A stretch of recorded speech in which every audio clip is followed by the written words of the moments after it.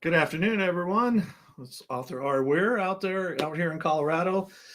We have a busy day today. I've actually got two guests today, so two for the price of one. So we're going to get right to it. I'm not going to spend a lot of time, but we have Esley Manning and J.B. Manning and Sandy and Jim. We call them. Hi, how you doing? Good. Doing good. Hi. So, how are things in your side of the world? You're over on the East Coast, if I remember, Vermont or somewhere like We're in that, right? Vermont. Yeah, it's we're in the middle of leaf season and it's beautiful, but we got all the tourists, so that's a drawback. So they've already started changing. Oh yeah. Oh yeah, beautiful. We're This pretty was so here. We're supposed to be like 90 degrees today and tomorrow, and it's like September is supposed to be like in the 70s here, so we're really hot. This is warm for Vermont. This is warm. I mean, usually we have freezes by now, but we have like 46 at night, but for Vermont it's warm. Yeah, I mean, we get snow. Sometimes we've had snowstorms here in Colorado by this time of year, so probably maybe you do as well in September occasionally. So sometimes, yeah. All right. Well, I want you to both introduce yourselves. We've already talked about you live in Vermont. Tell us a little bit about yourselves. Okay. Go ahead, ladies first. So I'm Esley Manning, but S stands for Sandy, and I use Esley Manning because many years ago I wrote my first series. My series is a spy thriller, and I was informed that men would not buy books by a woman, so I thought I needed to have a more neutral name. And Lee is my actual middle name, and I looked into doing Lee Manning, but there was someone out there already writing under Lee Manning about anal sex, so I thought, no, I won't do that. And was it a man that told you only men would buy books by other men? It was a woman editor at St. Martin's. How funny. She wanted me to change my male protagonist to a female and make it a romantic suspense. And I said, no, thank you. So I used to be a lawyer. I was a lawyer and I retired from the law about in 2011 or so. And now I'm writing full time. Nice. I am J.B. Manning. Actually James Manning. But I had to use JB as my author name because I couldn't compete with a bone doctor in Las Vegas when you do a Google search. I guess when we all come up with our names for authors, we should do a Google search first, right? Make sure there is we're like 10,000 on the list. There's so many other names, right? Yeah, James Manning, unfortunately, is a pretty common name. I am also a retired lawyer. Reformed lawyer, as they say. I practiced commercial litigation for about 30 years. Before that, I was a college professor teaching literature. Before that, I was a journalist in New Orleans. I've always wanted to write novels, but never had time to until I finally got the law thing off of me and was able to sit down and do it. My debut novel, Richter the Mighty, came out in 2022. And my new novel, The Kingdom of Hatch, released today. Yeah. Right. So you're shaking off the lawyer thing like it's a stink you're trying to get rid of. A trick, as they say. Well, we're going to talk about that because I always find it fascinating and stuff like that. So tell us a little about your hobbies. I see, Sandy, you like to do stand-up comedy, and I think you did a routine even at Killer Nashville one year. Yeah, I haven't been doing as much in the last year or two. I think for a number of reasons, but I do like, I'm kind of one of those people who picks up a hobby for a while and I get very enthusiastic and then I go into the next hobby. I was photography for a while and then I did comedy. I think that was fun. I still like comedy, but I haven't been doing much. The moment I writing's been a constant, and at the moment, sort of stuff is kind of busy, and so I try to just find in my time to write. And unfortunately, comedy takes too much time. Well, yeah, people don't really understand how much time is involved when you're writing, and if you have deadlines, whether you're an author that's got a contract with someone, you've got a deadline to get, or even independent like myself, where you put deadlines on yourself sometimes, and your fans are like, when's your next book come? When's your next book out? Right. So yeah, so you always have that pressure. So what you said, you kind of put that aside and you kind of go from hobby to hobby. What's the new hobby beyond the writing? Anything you've picked up recently? I think the problem is that our daughter and our well, it's not a problem. Our daughter and her baby are living with us at the moment, and we're pitching in a little. Sure. So that's just taken a lot of time. Well, that's a fun hobby, right? You hope. That's kind of being grandparents is a lot different being grandparents than being parents, right? So Yeah, it's a lot different. it's It's really a lot nice. more fun. it's a lot easier. It can be, at least. So, James, what about yourself? Motorcycles, growing tomatoes. What do you have for a motorcycle? I have two. I have a Honda Africa Twin adventure bike, and I have a Honda VTX 1300 cruiser.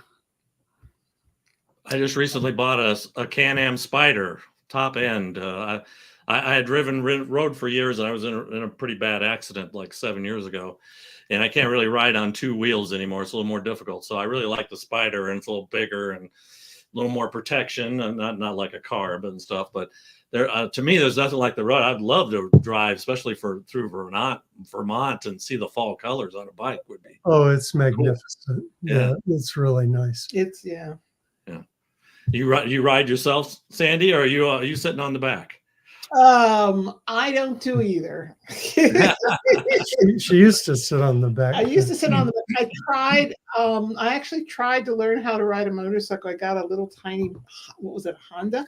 Suzuki Rebel. And I tried to, and then I nearly crashed into a curb. But I actually have anxiety issues, and it was just that really got bad in the last 10 years or so. And so I just said, it makes me too nervous. I'm not having fun. So you go ahead, honey. Well, I mean, for me, the riding, it helped clear my head and stuff. That's why I enjoy it. But obviously, if it makes you anxious, then you definitely don't want to be on a bike, because that's the worst thing for all that. So you have a couple of cats as well, I've heard, and you sent me some pictures, and we've got Chow Mao. You'd like to sleep right now. He's very. So is that this one here? That's that one. Yeah. Yep. He is 14. This guy is 14. Wow, he looks like he's a little bit little plump there. Maybe he's just got a lot of fur. No, he is a little plump. Yeah, eats well. And then you had sent me a picture of another one. Likes to hide, it looks like. Yeah, that is Dimitri. We named him after a character in my second book. I figured cats sort of make their own rules about life. They can be loyal and loving, but on their terms, and that's sort of what that character was like. Yeah, we used to have cats years ago, and my wife always loved having cats, but we switched to dogs, and now she used to be allergic to cats, but she got used to being around them all the time. She kind of built up immunity. Now she doesn't have it anymore, and anytime she's around a cat, she's sneezing. So we switched to dogs. So but I used to have several cats, and do they ever come up? Like mine used to lay on top of my lap while I was writing, or even sometimes lay across the keyboard to keep you from writing. Yeah. Shell is like that. Yeah. Yeah, they both want your undivided attention. If you're on the computer instead of paying attention to them. Yeah. Dimitri is 11 months old now, and he's he's just wants to be played with all the time, and he's like, come on, play with me, come on, play with me. And if I'm focusing on writing, he's trying to figure out what he can do to annoy me enough that I'll play with him. Well, if they lay on the keyboard enough, they'll write the great American novel, right? As the old adage, right? You hit enough keys, something will come out that's probably legible. So how long have you both been writing? So you told us a little bit about your careers as a lawyer, and you were a professor, and I mean, a journalist and everything else. So obviously a journalist, you were writing there, but Yeah. in the sense of fictional writing. I started writing a novel back in the 70s. And I hear the cat. That's yeah, that's our friend Dimitri. Finished it, but it needs work. I didn't really start writing. I wrote a little poetry. I got one published in the New Yorker. But I didn't really start writing novels until my first book called Richter the Mighty. And have you ever thought about going back to that book and rewriting it, or is it pretty much just one of those that's on a shelf somewhere and I'm not even going to revisit it? No, I'm definitely going to redo it Yeah. now that I've learned some things. Yeah. Yeah, whereas I'm not going to redo my first novel. I mean, I've been writing. I was a little bit more. I was actually an English major before, and I wanted to be a writer. I went to New York to be a writer. I got a job on a magazine called Law Enforcement Communications, and it was basically writing features about police and police equipment, and but it didn't pay very well. I got tired of being poor, so I thought looked around and looked for what job I could do with my skills, which are English and facility with language, that would pay well enough. And I thought, lawyer looks good. But I started writing. I wrote my first a short story before I went to New York that won a prize in my hometown of Cincinnati. And then it was published in a local magazine. It was and then inspired by that, I went to New York and to figure out that I needed to be a lawyer. My first novel, though, was I wrote when I was a little after I turned 40, and it was sort of a cozy, but it wasn't that great. And then that one's never coming out of a drawer. Pretty tough to write when you're a lawyer. The hours are just brutal. I'm sure, because you're doing research, law research, and writing briefs, and whatever else. I mean, there's a lot involved in being a lawyer. Yeah, it just eats up your time pretty much. But it probably pays better. I was going to say, what motivated you to be a writer? And it was because you're going to get wealthy, right? That was the reason why you. Yeah, I mean, I think if you're motivated, you want to make money. Be a dentist. I mean, don't be a writer. Yeah. I mean, you write because you have this compulsion to tell stories, and it really makes the feel. There's this great feeling when when I'm writing and I get in the zone. It's just means a lot. And then when a novel's done and someone reads it and really gets it and enjoys it, it's a real kick. I'd love to make money at it. I'd love to be a bestseller, but still what I get out of it is meaningful. Yeah, it's a tiny fraction of people that make money. Obviously the big authors, they make lots of money. There's some indie self-published authors that do very well. But it's a lot of work. People don't realize what the time of, you talk about the time of being a lawyer. time of being an author too, especially if you're marketing yourself and everything else. Mhm. Sitting Right. here talking on podcasts, whatever you're doing, going to events and things like that. So there's a lot involved. So who are the authors that you like to read? You obviously were big readers. You enjoyed books, or were there some of those like the Grishams and the Trudeau, those type of authors, that did those type, or did you like to read different types than what you write? I read a wide variety of stuff, to be honest. I mean, I love spy stuff. I love Le Carre. Mick Herron's a big favorite of mine right now. But he's a different kind of spy writer. Daniel Silva. But I also like Lisa Gardner. I like Harlan Coben, and then I like reading sometimes. I'll read like fantasy or I don't know, even young adult fantasy. But I'm kind of a Tolkien geek, to be honest. What about you, James? What do you like to read other than reading law, the new rules of being a lawyer, and all the new laws that are constantly going into effect when you were a lawyer? Oh, I'm all over the place. When I was coming up, I liked Kurt Vonnegut and Joseph Heller and Hemingway and Brodigan and Tom Wolfe, all those people that were popular back in the late 60s, early 70s. And now I read all over the place still. I'm reading Dead Drop right now by James Latwell, which I'm enjoying a lot.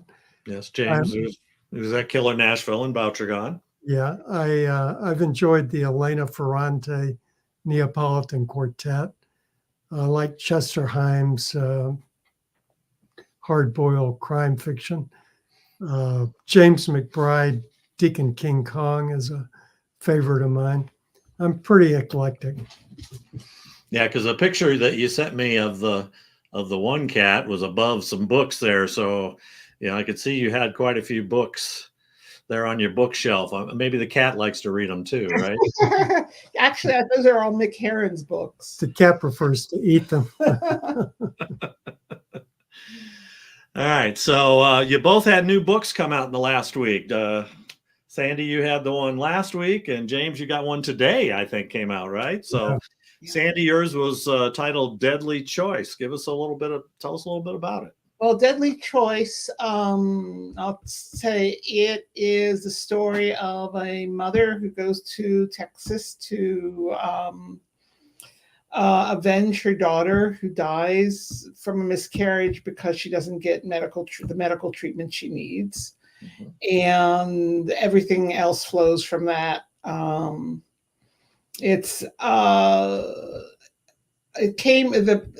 plot actually arose. It's my first non-spy novel. It's a domestic thriller.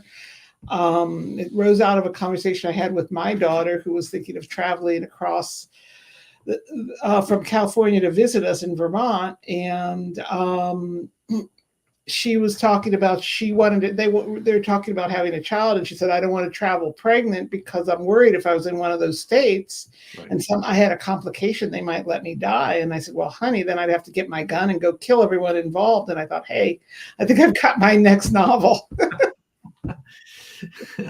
So a little bit of a political statement there, obviously. Well, it is, but it's it's also a reality of what's going on right now, I think. Sure. A lot, you get people who live in certain states or traveling to certain states to get treatment or abortion or whatever they want to get, and those states are threatening to arrest them when they come back as well. It's like yeah. And I mean, and it's not always. I mean, I was trying to, in my book, every one of the cases, I have several different incidents with women who face difficult pregnancy. None of them were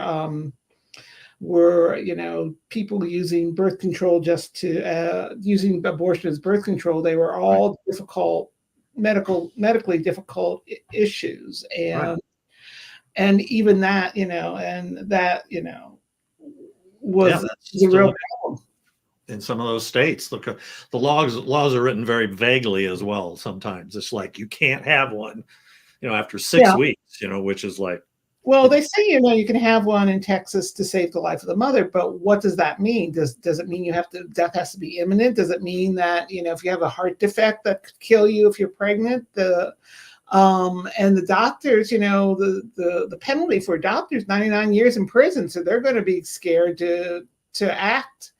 So, it's and the pregnancy isn't viable in a lot of cases. The child is not going to survive, and they're never easy choices for a mother to make. But no, it's not easy choices, but it should be between. I sort of feel like it's between the woman, and her doctor, and her, and her conscience, and whatever her morality she has. That's the way it should be. And I forgot to put up the cover, but there's the cover for Deadly Choice. Is that bridge a bridge that's in Texas or Austin? Yes, that's where the book it's placed in Austin. Yeah. And I've gotten some really good reviews, response so far from it.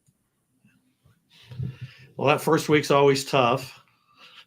You want hopefully you get some good reviews. And I'm sure in your case you may have early readers who read early versions and maybe write reviews for you in advance, and so you usually have some idea of, at least from those readers, what the feedback is. Well, I have a very good critique group too. That they were reading as I was writing, and then they gave me really valuable feedback as I did it. Yeah, because I'm sure that's a tough subject, trying to balance that and make it realistic and don't look woke, right? Everyone likes that term woke these days, which it's one of those terms I hate. It's like liberal used to be such a bad word. Now it's woke is the bad word. Yeah, I don't. Yeah. So, all right. Well, great. And then James, you have The Kingdom of the Hatch, which is an interesting title. The Kingdom of the Hatch. That title kind of makes me think of several different ideas of what that story might be about. So tell us. Well, one thing it's about is Arlo Hatch. He's a young attorney at a White Shoe, New York firm. He's getting world weary. He's got a corrupt pharma company as a client that wants him to file false affidavits. He's got a Russian oligarch client who's being hunted by mobsters set upon him by the president of Russia. He's got a boss who's interested in any kind of devious tactics he can to keep the firm afloat. He's within a couple of inches of getting $1 million equity partnership, but he basically can't take it anymore. And despite having a beautiful love interest, a New York philanthropist, he decides he wants to go back to the garden in Vermont and open up a B&B and get back to his roots in the Northeast Kingdom. The only problem is the Russian mobsters follow him, and he runs into some new characters who want to run him off his land. Hilarity ensues. So this is humorous? It doesn't sound very humorous, but it's a kind of genre mash. It's a thriller, action, adventure book, but it's got a lot of sort of dark humor in it too. Yeah, so you like to use humor. I think your first book, if I remember right, won Best Comedy for Killer Nashville. Is that right? For the Silver Falchion Award? Best Comic Action Novel. Comic Action? Yeah, the 2023 Silver Falchion. So was it this one here? It was. The Mighty? Richter the Mighty. Yes. That's great. How'd you feel? You had to get up and make a speech. Yeah, I got quite surprised. Yeah. and a little bit lost for words. Well, you never know when you're going to. I won a couple times myself, and you never know when you win. I know the first year I was surprised. I was even more so the second year I won, just because there was so much more competition. Because it was kind of in right towards the end of COVID. And the first year I won, I don't think there was many books being submitted, and it was hard. Clay was gonna. It was Clay Stafford, who runs Killer Nashville, was talking about that first year canceling it. It's like right up to the very last second, he was like, "Oh, we're gonna have to cancel. We're gonna have to cancel." And we don't want to walk around with masks all the time, in which we did. I think it was 2021 for that one. I think it was 2021. And then, so there wasn't as many books, I think, got submitted that year because there wasn't quite as many people coming. And then the next year he said like they almost had 1,000 books submitted. And then it was, the competition just going from there. So, but yeah, when you go up there and make that speech and you got that whole room of people in there, it's always a fun thing. So you were both lawyers. So I have to ask you, and you talked about the ethical aspect of your Mr. Hatch. What was his first name? Arlo. Arlo. I wanted to say Orrin, but he's the senator. Don't want to say Orrin Hatch. So Arlo Hatch. So he had kind of this ethical conundrum going on that he had to deal with. Did either of you in your lives, when you were being lawyers, were there times when you had a case where you said, "Nope, I can't take this. Nope, it's something," because on the TV shows, all the lawyers on there, they're always crossing the line, the ethical line all the time, So did you ever run into any of that being lawyers? They're about as realistic as the spy thing. Yes. I mean, being a lawyer and being a spy are both really, actually, in reality, mostly boring. Yes. Well, I don't know. I ran into lawyers who didn't mind tiptoeing across that line a few times. Yeah. But that was not my path. Yeah. I mean, I think I never had a case that I always had a case where I found like I could try to argue something for a client. Mm-hmm. But the whole system's set up on the premise that the truth comes out through the adversarial process. And for that to work, everybody's got to have a lawyer.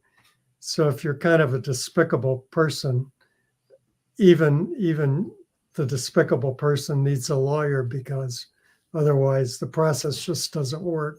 Yeah, the idea is you still have to make the other side, even if the other side has a case, they still have to work for it. But sometimes there's times. I had one client who I was not, there's a period of time when my kids were little, when I was doing appellate briefs for the public defender criminal division. And I had a client who I nicknamed Yo. And I nicknamed him Yo because he tried to carjack some guy. And the victim wrestled the gun away, and my brilliant client stood across the street yelling, "Yo, give me back my gun!" So the police arrived, and then he tried to claim mistaken identity. So I mean, he had all these arguments he wanted me to make in the brief, and I said, no, I'm not doing that. None of that is, it's not kosher. So I tried to find one or two little things that I could make that, that the prosecution may have tiptoed over the line a little bit, but there wasn't much. But, But if a client asks you to submit, an affidavit that's, is not true, yeah, you can't. You just can't do that. You can't do it. Right. Well, and obviously it's TV and movies and stuff. Obviously, they're there to entertain, so they obviously stretch the boundaries of. Because if anyone's ever watched, and here I wrote my last book had a legal aspect to it. It was a serial killer from a previous book, his trial, and it was held out at Adams County's courthouse outside of Denver and Brighton here. And I had a friend of mine. He was actually my lawyer that helped me with my motorcycle case. He's now a judge there. And he was talking about, I actually interviewed him beforehand to get an idea of procedures and how things run out there, a little bit of the security, things like that. But he had mentioned to me that, everything is live these days. You can watch the courtrooms, and I don't know if that's true of everywhere in the country, but they have live streaming of all the court cases. And he says you just go to the website and watch it, and you can see how the procedures and stuff go, and you're watching it, and it's just like, oh my gosh, this is nothing like what you see on TV. I mean, it's, it's just a lot of motions and this and court dates here and that, and maybe you get a little bit of testifying, and maybe you get a little bit where there's an actual jury involved, but it's never. And I watch it, like Bull is one of these shows that my wife watches all the time, and I look at it after I talk to Marcus about it and everything. I'm going, it's amazing to me they use the same thing over and over again here when they're objecting to something, and I'm like, there's no way you could object like that over and over and over again. Irrelevance over and over and over again, and the judge would be shutting you down, I would think. Oh yeah. Yeah. So much of it is a fiction on TV. For example, Boston Legal. I don't know if you ever watched it. Sure. They would have a complete case, soup to nuts, in a day.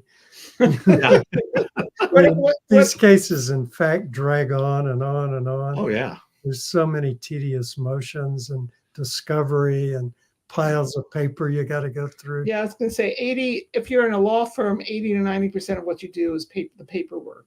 Yes. But the other thing that's always amusing in things like, Boston Legals, they'd have people would come in and they wouldn't, you say, who's paying? And I'm sitting there saying, okay, who's paying for this case? These people don't have any money. And they're in a law, so if you're in a law firm, you sometimes will take pro bono cases, but they have to be, for a good cause. But nobody seems to care about who's getting paid. Who's getting paid. Well, yeah, and it isn't cheap. Oh no. I mean, all those hours of work that you're doing there, it's not like you're doing it for free. So how many hundreds of dollars an hour they charge, and it may not be the actual lawyer. He may have an assistant that's doing, or a research person that's doing stuff in a lot of cases, depending on how big the firm is, but it can be insanely expensive. And I'm sure pro bono, it's not like maybe you can write all that off, but maybe not. I mean, you're basically doing it for free. Well, the big firms will do some public interest law pro bono for public goodwill. Right. But there's very few cases manage to make it in. It has to be a pretty good cause. It always seems to be a friend of a friend or a relative or something. They're taking on a case for them and don't charge them for it. And I'm like, I don't think that really happens very often either. No. You actually did a panel that you were taking care of, Sandy, where you were actually the one that ran it. You were talking about Killing Asheville. I think it was two or 3 years ago. We were talking about the differences between, the television and what really happens. And I went to that one. I thought it was very informative talking. And I had quite a few questions of you afterwards as well. So, well, it's always fun. I mean, it's in a way we used to watch a few legal dramas on television. I'd get so mad I couldn't watch it. So. On the other hand, real law makes bad drama. Yes. Well, it's like anything else, the police officers and everything else. Bruce Coffin, I interviewed a couple of weeks ago, and he was a police officer and stuff, and he was talking about too, it's not nearly as exciting in the book as what goes on, because his case, it's a lot of paperwork too. Yeah, you do have some excitement, obviously, and drawing your gun. They do it all the time on TV, and he's like, I could probably count on one hand how many times I drew my gun. Yeah.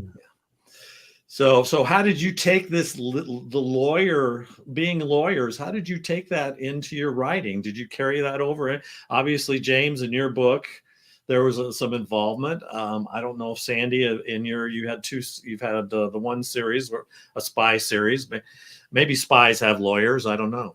Well, actually, my main character, Kolya Petrov, has a law degree, and he practiced law for about 3 months after he graduated and decided he couldn't stand it and joined the FBI.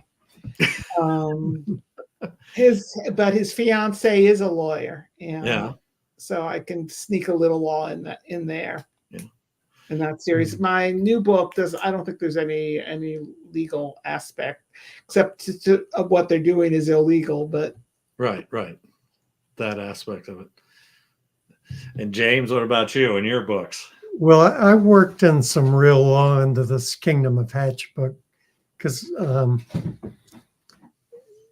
it is in some sense a legal thriller, but I worked in this to a layman arcane doctrine called forum non conveniens.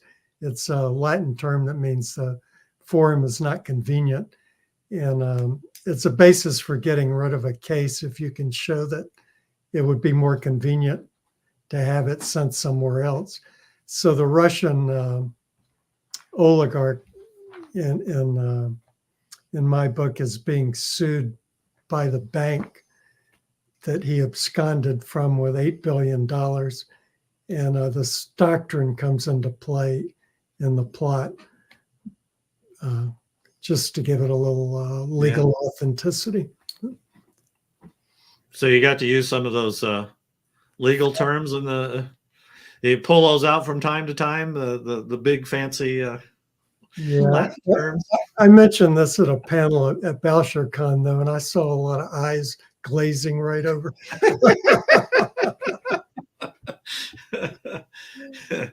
Yes, that I'm sure it does. You could probably make it a little more exciting if you threw in somebody got shot in the process or something, right? Then they might wake back up. Well, in the book, it's pretty exciting. I think I didn't do it justice at BoucherCon. So you're obviously a married couple. Do you read each other's work? Do you help each other with your writing? How does all that work between you there? Or are you like separate worlds? Well, we write very different types of things. I mean, for all that I did stand-up comedy, my books are pretty serious, and his books are pretty hilarious. Right. But we read each other's books. I used to make him read my books as I was writing each chapter as I was reading, because I'm as I said, I have an anxiety thing, so I want him, okay, honey, read this. Tell me it doesn't stink, please. Now that I've got a critique group, I don't do that. Yeah. I can wait till the end, but we will do a read through, and if I look for problems, do an edit suggestions, and sometimes we've even gone scene by scene, trying to ratchet up the suspense or the. He read one book of mine and we went through it each chapter and I said, okay, does this work? Does this not work? What does this chapter? And he would say, well, I kind of found myself a little bored in this chapter. I said, okay, it's out. Yeah, that's good. So, that people talk about you shouldn't have a relative read your work and critique it for you, right? So you should always look for outside people. So did you ever feel pressure that no, I need to say it's okay, or were you always really, really honest with when you were reading each other's works? I mean, from my point, I've been pretty honest, but fortunately, she's a good writer, so I don't get any of those cringe moments. Yeah, same. That I think I've been honest. There times, I've told there are a couple times I said, honey, I really think this doesn't work, and he's told me the same. So your processes writing, are they different? Are they similar in some ways? The old adage pantster or plotter, or sometimes you're kind of in between. How are your processes when you're writing? I'm an in between. I do a sort of rough outline, but then I take off from the outline, and I often change as I'm going. Yeah, same. I'm more of I need to sit down and work 8 hours straight, and I think Sandy can write on the fly. She can write at the dentist office, or. Yeah, I'm not as good at being disciplined as he is. I think it's Well, 8 hours straight. If you're writing 8 hours straight, that's pretty good. I wish I could I can't. My body would be. I'd be like, and I have a sit to stand desk. I have to stand up while I'm writing. I can't sit down. If I sit down while I'm writing, I fall asleep. 8 hours may have been a little hyperbolic. It was a metric 8 hours, right? So Yeah, it it was the was a little less concept. than that. Yeah. Was a, yeah. So have you ever written something together, co-wrote, or No. thought about? Well, we write promotional materials together, Mhm. but we're thinking of a supernatural book that we might do together. Yeah, we were talking about doing an outline. I don't want to give any details on it, but we were having a lot of fun on our drive back from Nashville. We were like coming and doing okay, what's the names? Oh, okay, and then what happens? And we came up with some fun stuff. So whether we actually wind up doing it, it would be a little bit, it would be a little bit out of away from what I usually do, since I don't usually do humor because there's humor in it, but a little bit more. And out of what I do, because I don't usually do supernatural. Actually, I don't do supernatural either. But, Well, yeah, that's that will be challenging. Is like, do you have an vision on how that writing process may work? Will you kind of write one chapter, one write another, or Yeah, we have 2 characters, and each one of us takes a character and does a chapter from that character's POV. and we'd have to have the outline good enough so that we know what's supposed to happen, and then it's hard to be a pantser when you're working with someone. yes, very hard. There's, like I said, there's no way I think I could ever write with anyone because I'm totally a pantser. I'm just like, I always start with a basic premise, and I tell people I let the characters write the story for me, and they're always kind of tapping on my shoulder sometimes and saying, "Hey, I need a bigger part," or something along those lines, and stuff like that. So, yeah, teaming up that'll be interesting. Hopefully, it works out for you. Do you have separate rooms? I guess you write in. You have your own spaces. Yeah, we're in my office right now. Yeah. And you obviously use a Mac. You said Safari. You were using Safari, so yes, I have a Mac. Yeah. I'm down in the basement with a PC. Yeah. Except for I got a Mac because we've started a YouTube channel, and I got Final Cut Pro on it, so the video editing program. Yeah. Yeah, I saw some of your videos. You interviewed some people at Killer Nashville and all that. So how you've been to I've been to Killer Nashville for 4 years now. I don't know how many years you've gone, but I've seen you there all 4 years that I've gone. So how many years have you been going to Clay's event? Let's see. I think we went in first went about 2014 or 20, and then went for 2 or 3 years after that, and then maybe a lot more, at least 3 or 4 3 years, and then we didn't go for the first year of COVID, and I think we went the year. Did I go to 21? No, I didn't go in 21. Or did I? Yeah, I believe we did. Did we? And then after we got our shots, the first vaccines we got. Vaccines, yeah. We went. Yeah. I think 21 is the one he was thinking about canceling and didn't.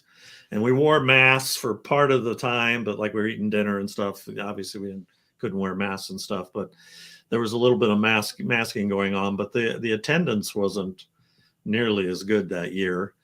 And then this last year, oh my gosh! I mean, I think he sold out. That room was packed with people when we had the award show. I think it was. I mean, there are a lot of people doing twofers. I mean, because VoucherCon was the following week in Nashville. A lot of people who might not go to Killer Nashville normally were down. Yes, I've got my VoucherCon shirt on today. I saw that. So all that. So had you gone to VoucherCon before? Because it moves all over. It's everywhere, different places every year. Let's see. You've been a lot of times. I've been. You've been a couple times. I went to San Diego a few years ago. No, it wasn't San. It was Long Beach.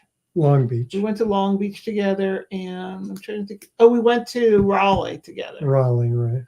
And then I went to a couple others. I went to one in Toronto, and I'm trying to think where New else. Orleans.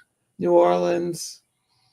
Because New Orleans is where it's going to be next year. Are you thinking about going to next year's? We're thinking about it. We haven't made up our minds, but little hesitant because I'm a little worried about New Orleans in early September with the Yes. hurricanes. Yeah. Well, and there's a hurricane that's going to be, I guess, hitting the East Coast or wherever that's coming up right now. So do Right. you always drive to these events from Vermont? Well, we drive to Nashville. Yeah. That's a 2-day drive, right? 3. You take 3 days? Well, because we stop in New Jersey, but the thing is, we make this time we stopped in New Jersey to see our son. We stopped in Maryland to see my 102-year-old aunt. Then we see his sister who lives in Atlanta. And then we go to Nashville. So Nashville's about 4 hours from Atlanta. So people don't know BoucherCon and Killer Nashville are different in the way it is. And this was the first BoucherCon I ever went to. And oh my gosh, at the Gaylord, man, I was so tired afterwards. There was so much walking. Oh yeah. Two little teeny elevators. It was on 2 floors, 2 little teeny elevators. There was always a line when there was people going from one event to the next and everything else. I ended up taking the stairs most of the time. It was probably a lot of walking stuff. But Killer Nashville is really more of a learning, educational type event, and BoucherCon seems to be more fan based. There's learning involved, and all that. But I know I enjoyed both, other than them being back to back was exhausting. By the time we were done, I couldn't even go. We left Sunday because we drove ourselves, but Saturday I think I only did the morning, and then I was like, no, I'm exhausted.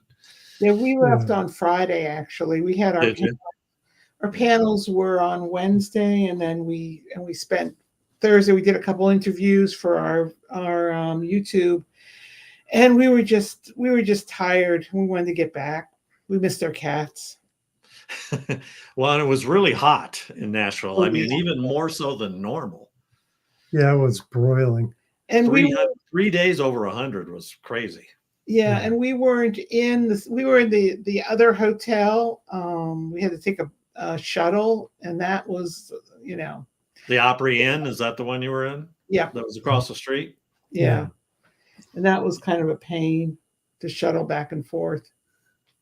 Well, parking was insane, so it's like $37 to park or whatever. So we ended up parking in the mall parking lot and then walking through. But it was still a pretty good walk, and when it was hot, Is it humid? Is the humidity fairly high in Vermont? I must admit, I've never been to Vermont, or it's not that bad. Actually, summer in Vermont is really pleasant. Yeah. Like high 70s, low 80s, and then 60s at night. We use room air conditioners because we don't know how long this will last, but this year I think we use it for a total of 3 weeks maybe over the summer, because it just doesn't get that hot. But it gets cold, I'm sure. Oh yeah. Yeah. It does get cold. Out there too, right? Well, in Colorado, I mean, people think Colorado, the weather's bad, and we get everything here. We get snowstorms, but they generally they melt fairly quickly, and we can hit 60 and 70 degrees in January and February out here. Wow. But then the next day it can be 0. So we get, we're all over the map, and the altitude here just, makes it interesting and stuff.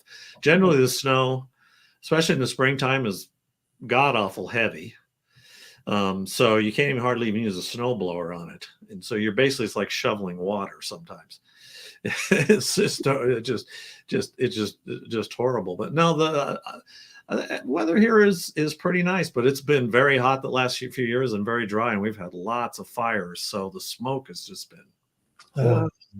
Yeah, we're lucky so far, knocking on wood here, that we've had enough water. We haven't had a problem with fire, because we are in the woods. We live in the woods here. Well, I would like that a lot. So Any property there that's cheap? It was cheap up until COVID, and then the prices shot up, and they haven't gone back down. Yeah, that's kind of the way it is out here. As soon as COVID has started to go on, in the neighborhood we moved into this house, and 2 years later it was went up by $200,000 the value of the house, which was insane. We had neighbors that were selling their house, and they were getting 35 bids on the house, and people were offering 50,000 over the asking price. Wow. You know, Yeah, it was just we're nuts. having the same stuff here in Vermont. I mean, Yeah, stuff wouldn't stay on the market for a day. Oh yeah, they were gone like that. It's Yeah, just like double the cost, double the Yeah. what we thought the value of our house was. But you know, a lot of people living in New York and in Boston, these little tiny apartments, and they, you know, they couldn't go out, so they said, let's go to Vermont. Yeah, it's nice. I would like that. So are you two self-published, independent published, or are you traditionally published? Yeah, are publishing? We're traditionally published with a small publisher in Circle Publications. He's MWA on their approval list. So, but in Circle Publications. And how has that gone for you? Are they pretty supportive of you? Yeah, very.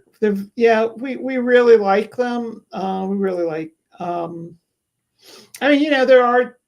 Anytime you're with a small press as opposed to being with one of the big five, it is a bit of a disadvantage. You just don't get the visibility. But he's been great. They've been great. Yeah. Well, and that was another thing Bruce was telling me too. I says, well, you got a lot of advantages of being traditionally published. And he says, it's not as many as people think, especially when it comes to marketing. Sometimes they still don't do the marketing. They still want you to do the marketing for you. Yeah, they might do a little bit. But he says, unless you're like James Patterson or one of these big guys, you know, you're kind of like the low totem pole. So Right. But that's nice. A small press at least gives you some support. Well, I mean, that's the truth, though. I mean, we like, you know, we still wind up doing most of our own marketing. I mean, I guess the advantage of being traditionally published is, you know, gets us in some doors that we wouldn't otherwise get in terms of doing marketing, because we do a lot of events at libraries, and they're more interested in us. But I think the being traditionally published helped. And of course, you know, there's some contests you can't go out for if you're not traditionally published. But for the most part, I think, you know, when I've talked to my friends, the people who are self-published, they make a lot more money than we do. I was going to say. You know, anything we make, we have to pretty much split with the publisher. Well, and you know, I'm self-published, so I do everything myself. But obviously, there's advantages and there's disadvantages to it. It's hard to make a living, as I tell most people. Do it because you love it. Don't do it because you're going to get rich at it. If you're lucky enough to get rich at it, great. But it's a very small fraction. No, lucky enough. It's winning the lottery. I mean, you know, it's sometimes it's getting people to even just read your work. I mean, there's so many books being published out there, and you know, being self-published, there's the stigma. You know, you're self-published, so it's not as good. And I think a lot of people have learned that's not the case anymore. I mean, there's some really good self-published, and small press, the same thing. There's some really good stuff out there that's being read. It's just a matter of getting people to find it. You know, that is the problem, is how do you get noticed in such a crowded field? And I think every author, even if they're published with one of the bigger presses, is having that problem, unless, as you said, it's James Patterson. Yeah, who puts out a freaking book every 2 months these days. His name's at the top, but there's a sub-author underneath it. It's like, okay, how much are you actually writing, James? Or is you just throwing your name on there, you know? He doesn't write anything. Well, I think he's just making money. anymore. But he's got a whole stable of authors writing for him. I mean, is he right? He wrote Bill Clinton. Did he write one with Dolly Parton too? I mean, it's like I know he wrote one with one of the Clintons. That was Bill. Yeah, but yeah, I think he's had maybe even a couple with Bill Clinton by now and stuff. But yeah, it's like, I guess it's good work if you can get it. I wonder how much those authors make compared to what he makes, since his name is right at the top in the huge letters, and then they're down here somewhere smaller. I think they don't make that as much as he does. Let me put it that way. So I didn't get a chance to ask you here. We're coming up on the hour. Are you all tied, or do you have time to go a little bit longer today? Or okay, because I still have a few more questions I like to ask. So I always like to ask everyone. The title of my podcast is "Bringing Life to Characters." So I always like to ask writers, what is it you look for that brings life to those characters that you've created? What is that development process that you go through that brings those characters, hopefully, that jump off the page at people and say, I like that character, or in some cases, I hate that character. I hope you're killing him at the end of the book. That's the kind of passion that you want to get from your readers. I'm not sure. I'm not sure I actually think about it in those terms. I mean, what I look for in a character is something that moves me emotionally one way or another, that I can, I figure if you move, what you want is someone that, if you appeal to someone's emotions, either as, the hate or the like, they could see themselves, or they really can see hating them. They're going to appeal to the reader. Yeah, I look for an emotional center as well. Also, I find physicality sometimes brings characters to life. For example, in this new book, there's a character named Kostya Kozlov, who's 6'5" and 200+ pounds, and just his size creates a lot of comic possibilities. Mm-hmm. Hitting his head on the doorway and stuff like that, door frames. Yeah, picking people up by their ankles. So do you find writing humor difficult, or does it really just come naturally to you? I think it comes naturally if I'm in the right mood. If I can sit down and write something that makes me laugh out loud, I'm really happy. It's sort of funny. I just want to say that he's this very quiet, soft-spoken guy. And on our second date, I suddenly realized just how funny he was. He sort of sneaks up on you that way. Well, that's good. That's good. It's funny. My wife and daughter, my wife and I've been together for 30 years. And my daughter's 25, and she's telling me all the time, because a lot of people think I'm funny. I crack jokes, and I have humor in my books too. And she's always telling me all the time, he says, Dad, you're not funny anymore. I heard all your jokes. So yeah. I don't know if you run into that, James, where it's like, okay, you're using old material, come up with something new, right? You're out of the will, kid. She says, I'm not worried about that. Well, you'll immediately be funny, right? Well, but I mean, you were lawyers, so maybe you have money, but now that you're authors, you might not have much in the will to give them anymore, right? Yeah, that was the idea. All right. So let's see. Do you all write every day? I know James, you said, you sit down and you write 8 hours. Could I write 8 hours straight? Do you try to write every day, or is it one of those things where you feel like you have to be motivated to write? I try to get down and sit there and at least think about it every day. Sometimes life intrudes, but to the extent I'm not dealing with, a roof leaking or a dog in extremis or something, or a cat, that is. Yeah, I try to, I was going to say, I try to do something right, spend some time doing writing related stuff every day. Sometimes though, if I'm doing a lot of marketing work, I may not have, if I'm writing a lot of I did a bunch of press releases. We had a launch party and we at the local general store last Saturday, and I was writing the press releases, and I'm calling libraries, and sometimes after I do all that, I don't have the energy to write. So it's, Sure. but I try to do something writing, and I like to try to write something every day, but I don't always manage.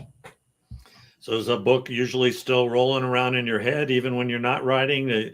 Like some nights, before I go to bed, there's a chapter that's the next chapter is kind of still stuck in my head. Sometimes I have to get up and write it if I can't sleep. But is it always running through your head all the time?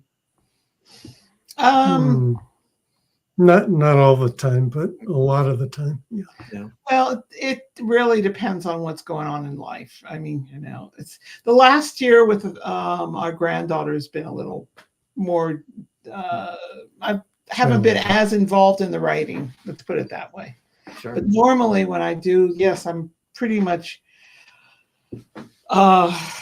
The novels going in my head all the time. I mean, I used to make a joke that I wanted to get published so that I had, when people saw me walking around talking to themselves, I could say, no, I'm not crazy. I'm an author. Yeah, you may have found this too, but I find when I'm out riding the motorcycle, it's a good time to think about what I'm writing. You're right. I ride just to clear my head sometimes. Since the accident, I'm more concerned about someone pulling out in front of me, but that kind of runs into my brain more often than anything. I'm got my eyes on that, but yeah, it's for me, writing was always very cleansing, at least for my head. Just kind of get out there in the world and ride, and sometimes you'll get ideas when you're writing and stuff. It seems to me most of the time, at least for inspiration for me, it can come from anywhere. I mean, I could be standing in line waiting to pay for something at a store, and something will just jump into your head, and you go, oh, and then of course, then I've got enough gray matter that I got to get that written down somewhere, because Right. later when you get home, you're going to go, what the heck was that again I was thinking of? And will it make a good story or not? But I can't remember now what it was. So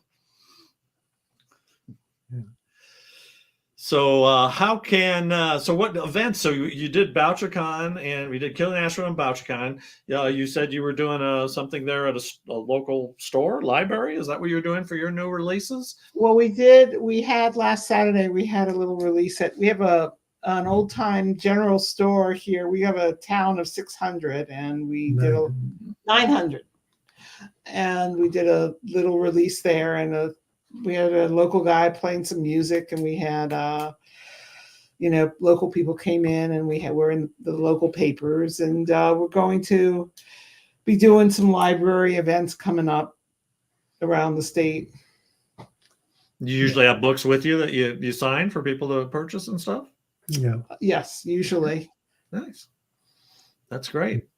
And then what other events do you have going down the road? Obviously, James, you have something going. So was this like both your books was for the event, or were you doing two separate? No, it's a joint launch. It was a joint party. I mean, we had our publisher sent us his book and as pre-release, and so we had copies of both of our books. So great. And I think we have some book clubs coming up, and right. Generally we go down to Florida in January, February, and do some events down there. So do you do any of the other ones, like Thriller Fest? I think is in New York every year. Do you ever go to that one and go to? I've gone a few times, but it's to be honest, it's like the most expensive, and New York is so expensive, and hard to justify with the cost. Yeah, there's and it's sometimes I go, but yeah. If I'm a finalist for an award on one of my books, I'll go. I've been not watching here. We did have one comment from someone earlier when we were talking about James Patterson, DJ. He's an author as well. He listens in from time to time, talking about Patterson and everything he does. Yeah, if he would just share the wealth, right? That would be That would be nice. yeah, all that. So, all right. So, where can people find you? I've got some links here for some of your stuff. Well, the YouTube channel that we just started is. I gave him. He's got the link. You've got that. I do got the link right here. There it is on the screen. Yep, that's a killing couple. A killing couple. Yes, when we book things jointly, we call ourselves a killing couple. And that's anybody take that wrong? Do we need to call the police here? Yeah, we explained that we only kill people in books, but a lot of people in books. Thankfully, that's not illegal, right? Right. Not at this point. So yes, that's your YouTube channel. So yep, people need to subscribe to that. And I know you did some interviews from Killer Nashville with a few different authors. Little short clips, and people you were asking them questions out there in the heat in Nashville. It looked like outside the hotel there. Yeah, we did. I think 12 at Killer Nashville or something like 12 at Killer Nashville, and then 4 at BoucherCon. Yeah. And we still have a couple videos yet to put up. So we have, I think, 4 or 5 videos with those interviews. 6 more to go. Well, I'm saying how many 6 videos? more interviews, 2 more videos. We have 5 videos from the Killer and Nashville. And there's your website. You had a Killing Couple website with a nice little picture of you both there, not killing anyone. No, not killing anyone. Not killing anyone. So, including each other.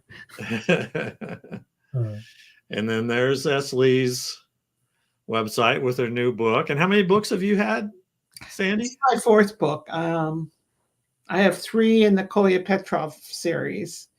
And one of the characters, the last book in my series, which was Bloody Soil, one of those characters actually appears in another guy's in Deadly Choice.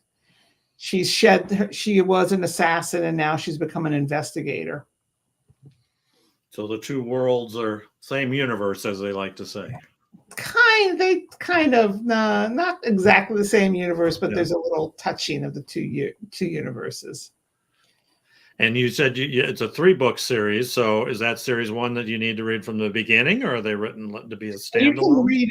You actually. I try to write my books so you don't have to read them in order. They could all.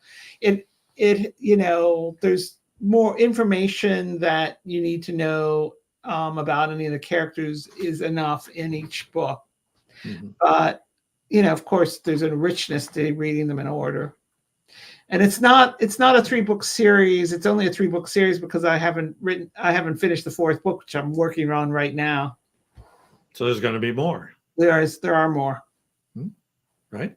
Yeah. I always tell I have 2 series, and one's 10 books and one's 4, and one they should read in order and one don't have to. But I always tell them, well, if you're going to buy all the books, yes, read them in order. So that's what you want them to.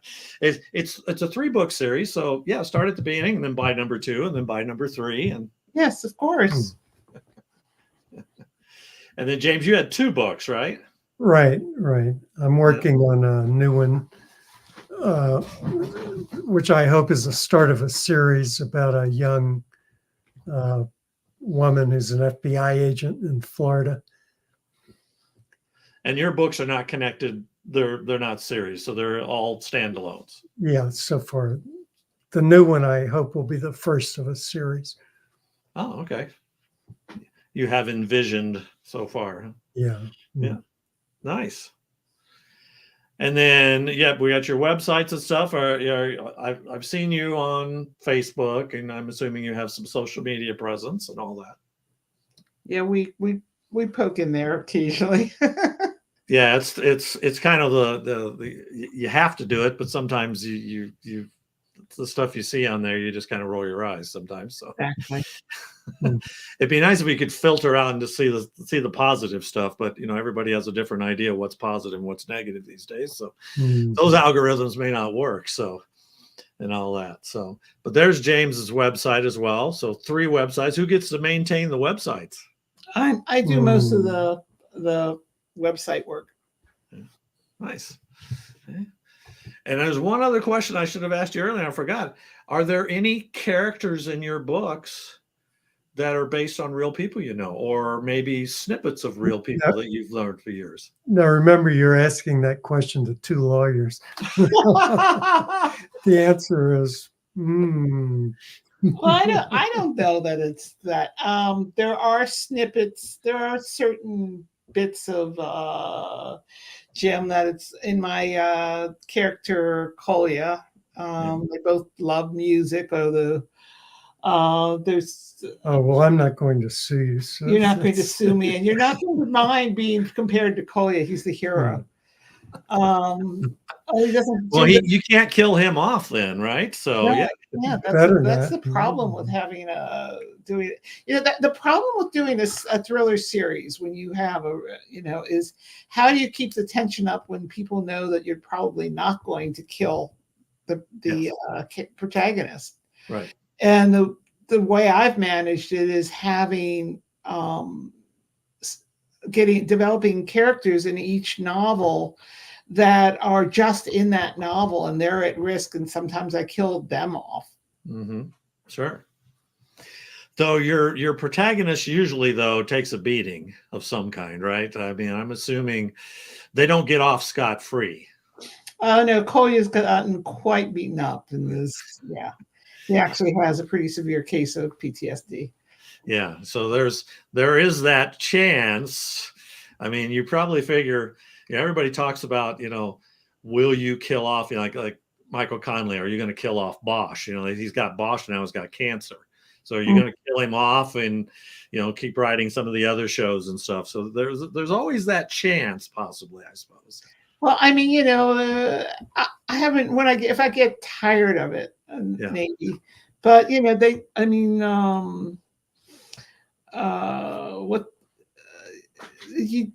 don't want to kill, if you like the series, you don't want to kill it off the main character. It's sort of, and also really pisses readers off. Really and truly, it pisses me off. I'm getting really invested in a series and you kill off the main character. Please, that's the last series of yours I'm going to read. Yes, understandable. So, was there any other books or anything else you all want to talk about? I think that we didn't cover. I think that's good. We're good. I know you had your other earlier book. I don't know if I threw that up there. Bloody Soil. That was one of your. So is that the 3rd book in the series? That's the 3rd book in the series. Yeah, that one was that. Well, that was a finalist for action adventure for Silver Falchion, and then it did win Independent Publishers of New England. It won that for best genre book. Yeah, it's always nice to be recognized. Any other awards for some of your work? I know I saw some. You had quite a few things listed on your website.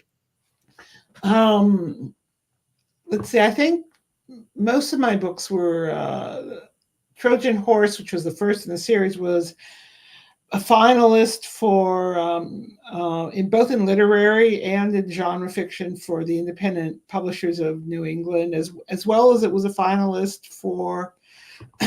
I think it was in suspense for a Silver Falchion and Killer Nashville. I'm trying to. It did win an award with one of those smaller contests, but I don't. To be honest, I don't even remember the name at this point. Yeah, there are so many out there. I mean, you could spend a fortune putting your book in for all these awards that they have these days, and it's like a matter of which ones to choose anymore. Well, the thing is that there's only a few that really matter. That yes,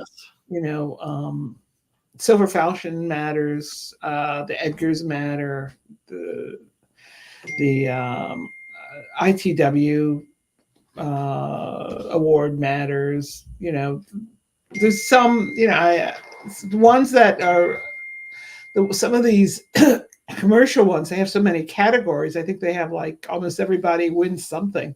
Oh yeah. Reader's favorite. If you've ever done Reader's favorite, all the categories and subcategories they have is pretty crazy, and all of those. Which I won one of those once, but they aren't cheap either. So it's a matter of which ones mean, and and I've put in several for Killer Nashville, so that's always fun. And go to the event. I always enjoy going to the event. Are you two planning on going again next year? Yes. Oh yeah, that's our favorite conference. We really enjoy that, and we've got a lot of friends we only see there at Killer. So yeah, I got a lot of contacts there. I got a lot of contacts. I've got a big list of people to interview. Hopefully, Clay said he'll be on. I'm going to interview him hopefully here in a few weeks, and I always enjoyed it. It was interesting seeing him interviewed at BoucherCon, and it was funny when I saw him. I was like, Clay, you're not wearing a suit. I've never seen him without a suit. Killer Nashville, he's always dressed, He's always in a suit. I know. He's always in a suit. And he's like, it's too hot and I'm not in charge of this one, so I'm going to dress casual. I said, great. I mean, you look good. I like that. So, yeah. He did dress in a suit when he was interviewed by, drawing a blank here, who interviewed him, but yes. So.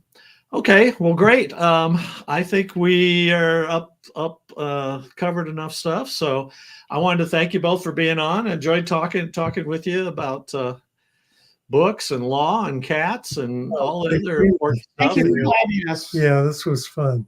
Yeah, no, I always enjoy talking with you, and hopefully I'll get to see you next year in Nashville. I'm planning on going to Killer Nashville. We'll see what next year brings. Got to start saving my pennies. Yeah. Okay. Well, great. Thank you so much. Y'all take care. Enjoy Vermont. Okay. Right. Bye. All right, everybody. Thanks so much. I am going to wrap things up today. I've got an event I'm doing. Sheridan Celebrates down in town in the Denver area. Saturday, I'll be at that one. And then my next guest right now is going to be Margaret Mizushami. I always get her name. She's going to be on. She has her Timber Creek series, and she's got a new book coming out. I'm going to interview her on October 7th, and that'll be fun. I met her once at the library here in Westminster when she used to live in Colorado, and then we ran into her at BoucherCon. She gracefully agreed to be on, so she's going to be my next guest, and I have a lot of guests, hopefully, coming up after that, trying to go about every week, every 2 weeks again. So, but thanks everyone for being on and listening today. Take care, and we will see you in about a couple weeks.